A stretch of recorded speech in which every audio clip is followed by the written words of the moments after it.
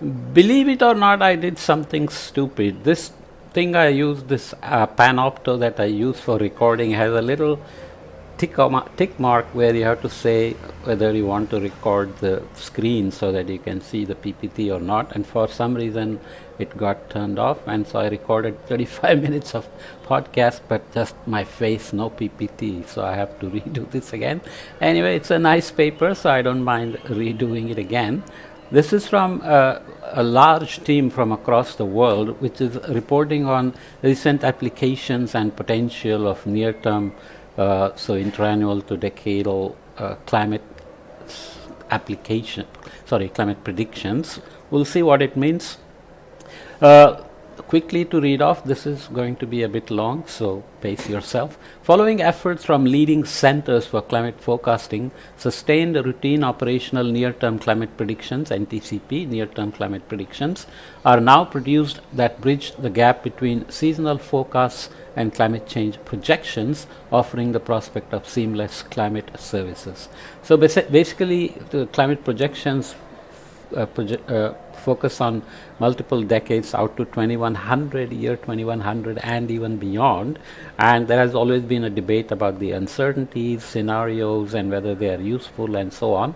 And there is also some debate about whether we should have gone from weather predictions seasonal to interannual into decadal predictions, which can help policies, strategies, and so on, instead of jumping to 2100, because the projections are, they take tremendous amount of resources, people, financial and computational, and so on. So some case studies are presented here from finance, economics, water management, agriculture, and fisheries, which we will quickly look at. There are some technical details on how they are done, which I'm going to skip because I want to just give you a brief introduction to the range of things and some examples of the skill, so that you can then see whether you want to get into the details of how it is done. As an introduction, in climate prediction, the initial state of the climate system, including elements of the atmosphere, ocean, land, sea ice, and biogeochemistry, is constrained to closely represent a particular date via the introduction of observation-based data in the model initial conditions. In common with weather or seasonal prediction, starting from observed conditions is a prerequisite for predicting their subsequent temporal and spatial evolution. So predictions are initialized, whereas projections are initialized with just the CO2 level, and then you integrate forward. So the projection models are not trying to predict El Nino or decadal signals and so on. They are just trying to project impacts of increasing CO2 and so on the warming and the impacts on everything else. And they have many other things you have to worry about. As you go into the future, they need scenarios, which we have discussed elsewhere, and so on and so forth. Okay, so things that matter like aerosols, greenhouse gases, are also prescribed for the decadal prediction, because that's far enough into the future that fast changing things have to be prescribed, whereas in weather and climate predictions, obviously we don't often worry about CO2 changes and aerosol changes and so on. So we'll leave it there. The first example, finance and economics, current applications of and challenges for assessing climate-related financial risk. In recent years, the finance sector has made progress in understanding the different representative concentration pathways, which I have discussed elsewhere, and shared socioeconomic pathways used in Intergovernmental Panel on Climate Change reports. The range of different pathways allow for the consideration of a variety of warmer futures, each with different outcomes and impacts. Financial and macroeconomic modelers have sought to link these broad scenarios to financial and economic factors. I have podcasts on these elsewhere on translating RCPs and SSPs to financial risks from reports from the Federal Reserve and the Network for Greening the Financial System and so on. This linkage comes from the estimates of the overall levels of damage associated with each scenario and the resultant impact. The magnitude of physical hazards and their evolution over time can inform asset level estimates of risk under a given scenario. Damage functions are a way to provide a probabilistic view of potential harms an asset may face from a physical hazard. So it's a kind of empirical relation that takes aggregation of multiple hazards and the relation with, let's say, agriculture, infrastructure, housing market, whatever, and converts the physical climate change parameters, acute and chronic stressors, into financial risks. So this is how it works. Climate hazard is estimated, physical impacts on the entity are estimated, financial impacts for the entity are estimated, and financial impact for financial institutions like banks, which make, provide loans, invest in new housing constructions, new infrastructure. So they have to report their climate exposure as well. Okay. The second example is about decadal hurricane predictions for insurance. Insurance companies are always worried about how much they have to pay out in case there are hazards like hurricanes. Milton and Helen have destroyed large part of the eastern seaboard, southeast part recently, and billions and billions of dollars in damages will be handed out. Hurricane damage in the United States is rising as population and property in coastal regions increase, with Atlantic hurricanes now accounting for most of the insured losses in the US. Hurricane activity also varies on decadal timescales, with hurricane damage in the US varying by up to a factor of 5 between recent decades. Skillful decadal predictions of hurricane activity offer the reinsurance sector an opportunity to better manage these varying risks. So reinsurance industry, in case you don't know, is something that insures the insurance companies themselves. So they are really eager to see what the insurers are underwriting in terms of risk. Factors controlling hurricane formation include sea surface temperature, temperatures in the upper atmosphere, atmospheric stability, and vertical wind shear in the upper atmosphere. So your predictions have to track these parameters and potential for cyclone genesis and higher intensity cyclones, etc. So prediction models themselves do not explicitly resolve hurricanes, but you use these parameters to estimate hurricane activity in the future. On decadal timescales, these factors are influenced by the North Atlantic SST, which is highly predictable. So predictability is always important. Can you do better than just saying climatology will happen again? You must be able to say beyond climatology what is going to happen. That's prediction skill. Enabling skillful long-range predictions of hurricane frequency comes from this highly predictable North Atlantic SST. And here is a quick example of hurricane activity, accumulated cyclone energy in 10 to the 4 knot squared, obviously wind speed dependent number, which corresponds to damage. So central year of 5-year period going from 1960 to 2022 or so when the paper was published, and you can see the range, but the models do ensembles and so on, and you can see that the ensemble mean tracks the observed fairly well, and if it can translate to enough reliable information for planning, this is called a hindcast. So you go back in time, make the forecasts, and see how you do against observations to get confidence in the model's ability to capture decadal variability. Here is decadal predictions for commodity price forecasting. This is in triennial time scale. The El Nino Southern Oscillation has significant impacts on agriculture, water, and health, which we know well. Some of the nations that experience profound ENSO impacts are geographically small, located in or near the tropics, and have economies dependent on a few climate-sensitive industries. It could be just exporting wheat and rice like Pakistan does, or many African countries, Mozambique, corn production, and so on and so forth. They have economies dependent on a few climate-sensitive industries. In addition, there are documented relationships between ENSO and movements in commodity prices, agricultural production, and broader macroeconomic indicators. In that regard, this paper by Kitsiosis et al. Have demonstrated that econometric forecasts of certain commodity spot prices can be further improved with inclusions of climate predictions of the relevant indices of climate variability, i.e. exogenous factors.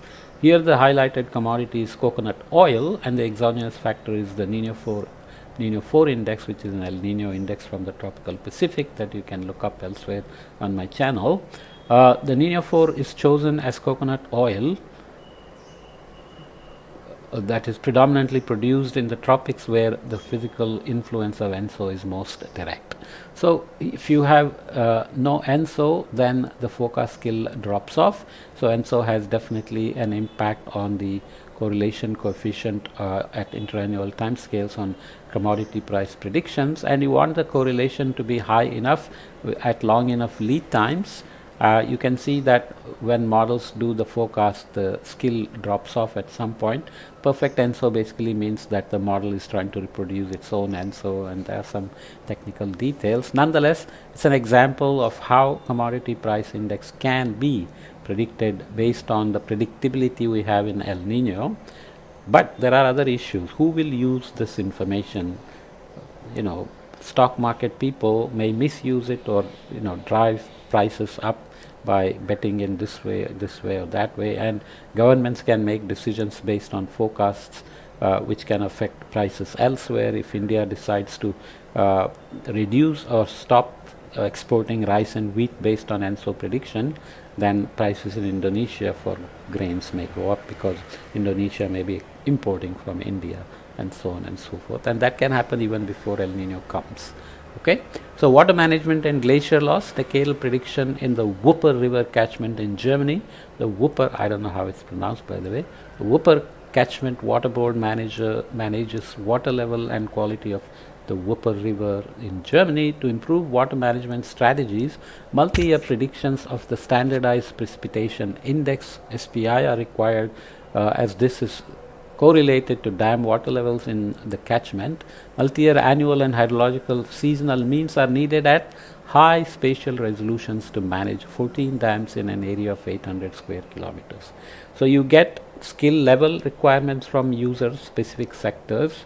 What insurance industry can use is not necessarily what water manager can use in terms of the skill level, and lead times, how many months ahead you need this information, and at what spatial resolution you need this information. These are all sector specific information demands. Statistical downscaling from 200 km to 11 km was applied to all ensemble members of the decadal prediction system MPI SMLR, which is a German system. So here the global model for computational efficiency is run at a course's resolution, let's say 200 kilometers or even 100 kilometers, but you are requiring information at much higher resolution for managing these dams, which means you have to downscale them.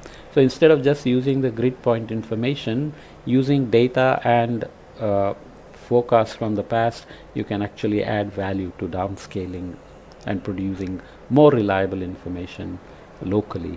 Okay. Relationships between large-scale temperature, relative humidity and geopotential height in Central Europe to local scale temperature and precipitation in Germany have been considered using MSEP analysis and high-resolution, high-res observational data. A lot of technical information, but don't worry about it. Geopotential height is something that is easy to predict and track, and is an indicator of local weather, and reanalysis is a blending of past data with models to produce dynamically interpolated historical information for calibrating, downscaling and so on, and high resolution observation data locally can add value in AIML as well for downscaling. Downscale precipitation has been recalibrated by applying decadal climate forecast recalibration strategy to correct bias, drift and conditional bias and adjust the ensemble spread. Ensembles are where you make multiple models simulations for forecast, because Mother Nature takes one track, but you don't know which track that will be, so you have to guess how many tracks are possible and then cover the range that Mother Nature is likely to take. Models have bias and they have a drift over time, and they have conditional bias and so on, which are corrected in various ways, and ensemble spreads are adjusted to account for those, etc., to make the information more reliable. The feedback of the Wupper Catchment Water Board concluded that the product is understandable and well structured and of utility during the daily decision making work of water boards in Germany. A high probability of drought conditions is currently forecast for 2021-2023, which you can go back and see if it came true. I'm recording this in October 2024. I didn't look up because I'm just trying to focus on providing this information. If I say, oh, it failed, then you're going to be distracted. Decadal prediction of for glacier mass balance. Glaciers are important indicators of climate change, of course. They also store 75% of the Earth's available fresh water, also acting as buffers preventing precipitation from immediately turning into runoff. They are essential parts of mountain water storage and supply downstream communities and ecosystems upon which 22% of the global population depends. Quantifying changes in mass balance is challenging considering glacier response times. In temperate maritime climates, this is generally between 15 and 60 years, but can exceed a century for high latitudes. It depends on snowfall rates and so on, and the warming rates. Decadal timescales are rarely considered in glacier modeling, even though they are critical for water resource management. By predicting glacier mass balance on decadal timescales, it's possible to predict runoff, an important input for water resource decisions. So that's the relation between mass balance and usable information or application. So here is an example, data versus model predictions. You can see it's done for 1982 through 1990. These are showing temperatures and not anomalies, so you can see seasonal cycle is well captured, but you can see that there are years where anomalies are not well captured, so you have to go back and see whether there is skill in anomalies as well. And predicting precipitation is always much harder than predicting temperatures, which I have discussed elsewhere. Temperatures have a nice large scale, and models are good at doing this, but converting that to precipitation is very tricky. Even in observations, we get contradicting information from multiple sources, so you have to be careful. But if you look at specific mass balance in millimeters of water equivalent, which is the way we do it, there are the ensemble members and there is the ensemble mean and the observed. So there is definitely some skill, and this is for cumulative mass balance in millimeters water equivalent. So again, over the same period, so year to year versus cumulative, you can see there is a decrease obviously, and the model is not doing so bad. Correlation coefficient is fairly high, so useful information is possible. Agricultural policy. Recent studies have explored the ability of decadal climate forecast systems at predicting extreme climate events relevant to agriculture, such as drought and heat stress conditions, on a multi-annual time scale. It's also called societally relevant time scale by some community members. Evaluating the quality of such predictions is considered a fundamental step because it assesses whether the prediction system can be trusted to reliably forecast multi-annual climate events. The results presented in this section reveal significant skill for predicting climate events for temperature and, to a lesser extent, for precipitation that are already being usefully utilized to aid decision making in the wheat sector, with potential further applications to viticulture, which is growing grapes for wine. Very powerful commercial business where they can put a lot of money to manage their losses or minimize the impacts and so on. So here are the forecast years 2015 to 2019. So hindcasts forecasted standard precipitation evapotranspiration index, which is about how much the yield will be. Starting date November 2014. So you can see below normal, normal and above normal regions are shown, and this is the observed index for the same period. The model has, very wrong here, but not so bad here, not so much skill here, and so on and so forth. So they have shown some gray areas with insignificant skill, white areas where there is no skill, and so on and so forth. And there are many issues. If there is skill here but not here, what does it mean?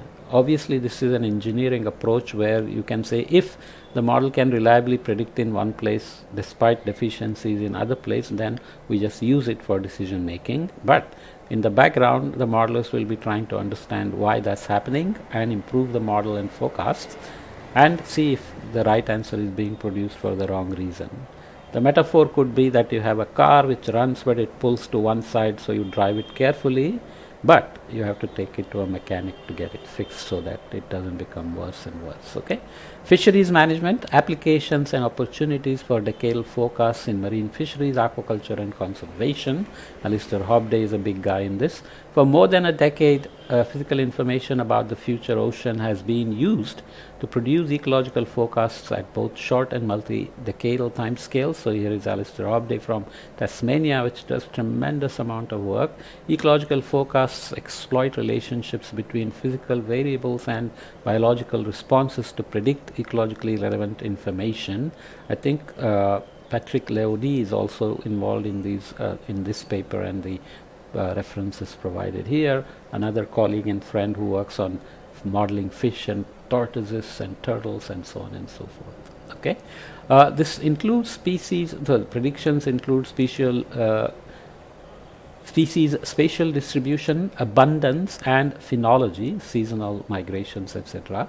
In recent years, ecological forecasts at seasonal timescales have also been developed for fisheries, aquaculture and conservation, corals, etc.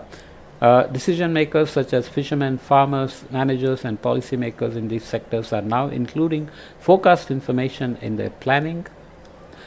These plans can be based on forecasts about a species spatial distribution, where the decision might be where to fish or farm, abundance and production of juveniles, where the decision might be how much to catch and or grow. So juveniles get, become adults, and something called recruitment happens, where some die, some are eaten and so on. But if you fish the juveniles, then you are obviously going to reduce the adult population and reproduction as well. So it's very critical. Phenology, such as timing of migration, where decision might be when to open or close fishing grounds. Growth and condition, where the decision might be related to stock productivity. While in theory decision making can benefit from prior knowledge of all these factors, in practice most forecast systems to date have only focused on species spatial distribution. Okay, so here's an example of the skill, and you can see the correlations. Some regions have very high correlations and some regions have insignificant correlations, but regions of interest include mackerel in solid lines, bluefin tuna in this dashed box, and blue whiting in this dashed box. So it's good news, right? This is for sea surface temperature and this is for salinity.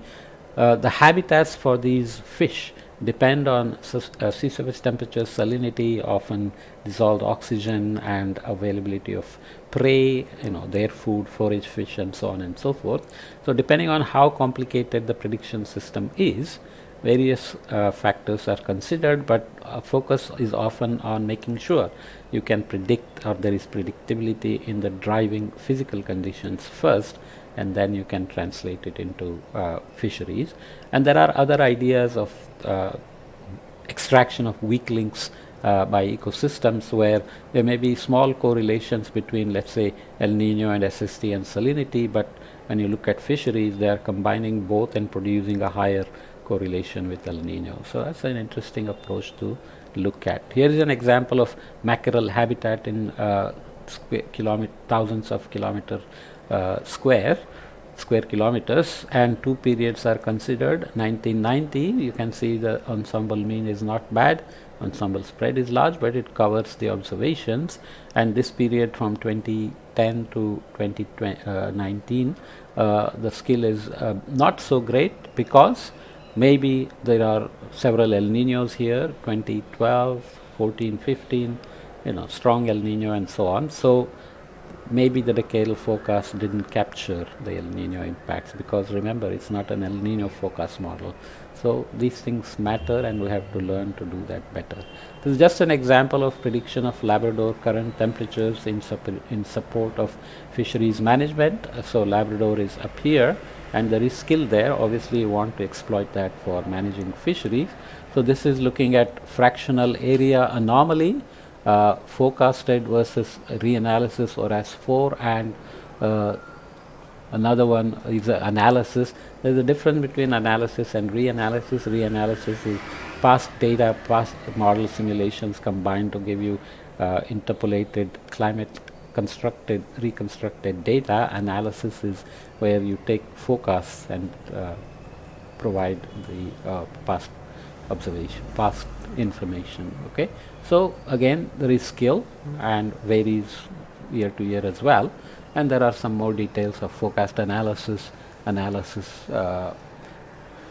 persistence analysis, and forecast of ORAS4. So you can take reanalysis as data and try to forecast that. So some nice details there, but you can see how anomaly correlations has various levels of skill, and there is always a threshold above which it is considered useful. And so these results indicate the potential utility of decadal forecasts for predicting subsurface ocean conditions relevant to the management of the northern cod population out to at least 1 year ahead and possibly longer, although further studies are needed to understand the differences between skill measures based on ORAS4 and CAN CM4 analysis. So what you are trying to reproduce may be different, so your skill may be higher with respect to one product and not so high with respect to another product. So then you have to understand what is the difference between these products. People use reanalysis products as reality without worrying about the uncertainties, but that's the nature of our business. So let's read off some future requirements discussion and summary. I'm being very brief here. These discussions are long in the paper and very nice. You should read if you are interested. Realizing the full potential of the near-term climate predictions in the marine sector will require overcoming numerous barriers within and external to the field of climate prediction. The most important of these is a need to raise awareness in the in the user and marine science communities about the current and constantly improving skill of climate predictions as is being done for seasonal forecasts. So people have argued that we had good skill in weather forecast, which is big business. People use it very well. Then you have seasonal forecasts like El Nino, which works very well. And then we jump to projections 2100 and beyond. So people didn't get a sense of what is in between. So decadal predictions offer a nice way to bridge this gap, meet the policy strategy decision demands at this time scale, and then maybe other purposes like resilience can be met with projections, because uncertainties are something to worry about. Considerable investment is still needed to support decadal forecasting and integration of those forecasts into decision support tools, especially considering the amount of resources we are putting into the projections. Overall collaboration between forecast developers and the marine resource sector is needed to support forecast-based tactical and strategic decisions that reduce the environmental risk over annual to decadal timescales. Discussion. The studies described here demonstrate that climate forecasts are already being successfully applied across a number of sectors, including hurricane reinsurance in the marine and agricultural sectors, and for water management, including glacier loss. For example, it's apparent that NTCPs of the frequency and intensity of hurricane activity are providing important information to enable the reinsurance sector to manage risk and to estimate total losses years in advance. It's further observed that relationships in the physical climate system can be utilized to better predict commodity prices and broader macroeconomic indicators, such that forecasts of certain commodity spot prices can be improved with the inclusion of predicted climate variability in econometric models. This is tricky because social scientists will tell you that this information can be used to skew markets and prices by investors and financial companies, whereas governments can use it to make decisions to import earlier or not export, and affect markets as well, even before anything happens. Finally, ocean predictability is relatively high on these timescales and is shown to yield useful predictions of various habitats across a range of economically important fish species in the North Atlantic. While climate model predictions have shown potential to deliver useful information to society, the interpretations of model output to extract the relevant and skillful information is key to realizing this potential. It is the large-scale processes in the climate system that are potentially highly predictable on time scales from months to years, and statistical downscaling of decadal forecasts to regional scales can often be more skillful than the naive use of grid point information. As I mentioned before, model has large grids, and if you pick the closest grid point, you will get all the global coarse resolution problems. But if you have local data and can combine the data with the past forecast, then you can add a lot of value for region specific information at these time scales. That is the statistical downscaling. AI/ML is being used by many to do this. Okay. However, the signal to noise ratio in some regions is anomalously low, such that extremely large ensembles of climate forecasts are often required to capture skill. This is technical again, maybe you already understand. When you say signal to noise, noise in this case is internal variability, just year to year variability like El Nino, North Atlantic oscillation, Pacific Decadal oscillation, and so on. And signal is what is coming out beyond the natural variability, and that's what you want to be able to predict. And there is uncertainty in them, as we said. Mother Nature gives you something, but there are possibilities she could have given. So ensembles and large ensembles are helpful to remove the noise and get the signal out better and increase the signal to noise ratio. Okay. For these and other technical reasons, predicting the near term climate remains a challenge which will necessitate careful development of products which are in great demand now, and many times people don't know that they are there and they can be useful, or that they can be made available if they are in a position to demand.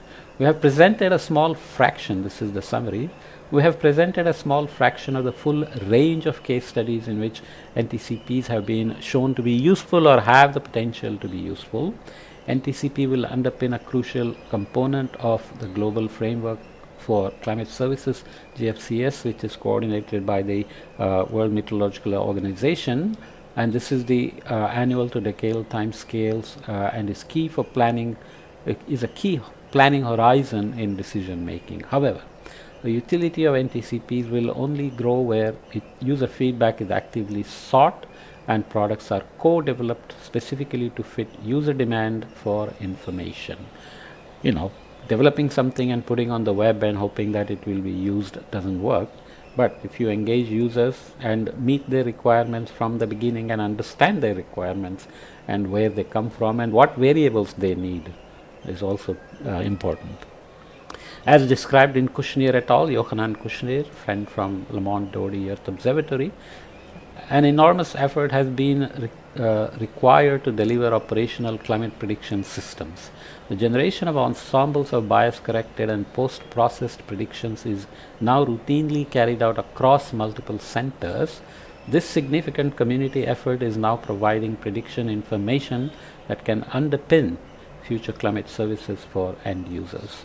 With the evolution of operational centers around the globe and continued advances in climate modeling, a more expansive and homogeneous observing network for the oceans, advances from artificial intelligence and machine learning to analyze and extract signal from the noise in combination with user demand for climate services, the capability in near-term climate prediction is expected to grow from its current status, building on these early demonstrations.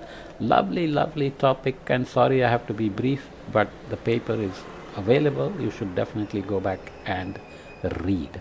See you in the next topic, which will be, what will it be? It will be, yeah, it's a nice paper on how desalination can be done from the non-conventional approaches to also help lithium extraction and so on. Okay, see you there.